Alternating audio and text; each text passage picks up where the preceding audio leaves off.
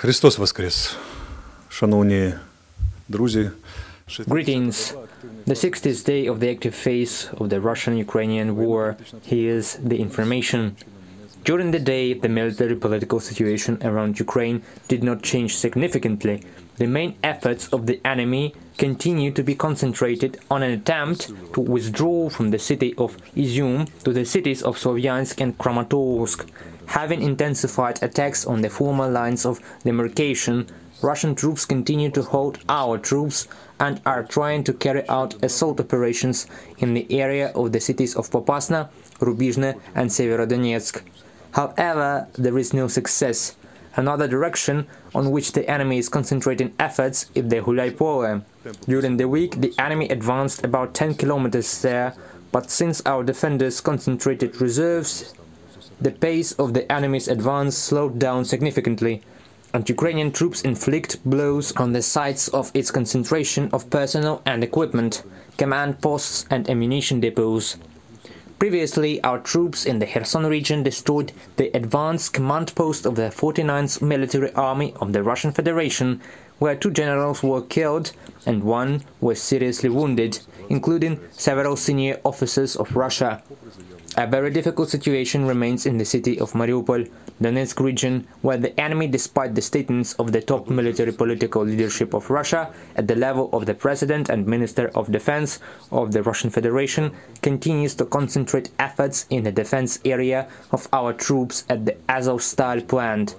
In the morning, enemy aviation, long-range aviation, strategic bombers and enemy artillery work there. The enemy is concentrating ground forces to move forward. Our defenders are holding the line in a very difficult, incredibly difficult situation. I remind you that our troops protect civilians there, more than 1,000 old people and small children who are in the fortifications under the protection of our forces at the Azovstal plant. Mikhailo Podolyak, advisor to the head of the office of the President of Ukraine, suggested this morning, and his suggestion is the possession of the whole office is for the Russians to remember the remnants of their reputation on the world stage and to fulfill the decision of their own leadership, no matter how false it may be.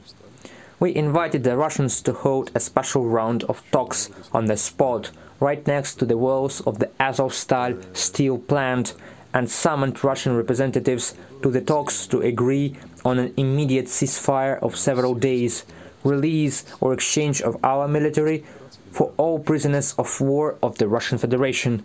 We are waiting for a response from the Russian Federation and remind that the Kremlin representatives will not like the consequences if they refuse. As for today, the Air Force of the Armed Forces of Ukraine, together with other units of the Defense Forces, destroyed 17 air targets the previous day, 9 UAVs, 3 planes and 5 cruise missiles in the Donetsk direction, where the enemy is concentrating maximum efforts. Over the past 24 hours, 12 attacks by the Russian occupiers were repulsed, 4 tanks, 15 armored units, 4 vehicles and 5 artillery systems were destroyed. We believe in the armed forces of Ukraine. We will win together. Glory to Ukraine. As for Easter, I would like to say the following. Human is a being who goes to Calvary every day, as Christ did for us all 2,000 years ago.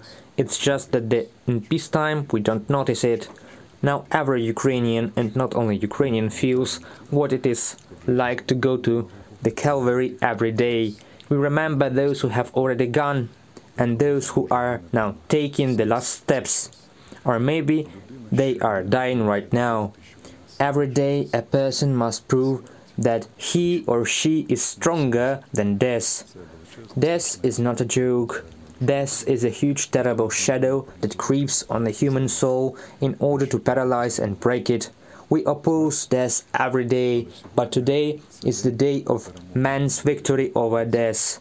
A day when we all need to remember that we are not alone, that there is God, who sacrificed for us, and His hand is always outstretched to us, even in our most difficult situations.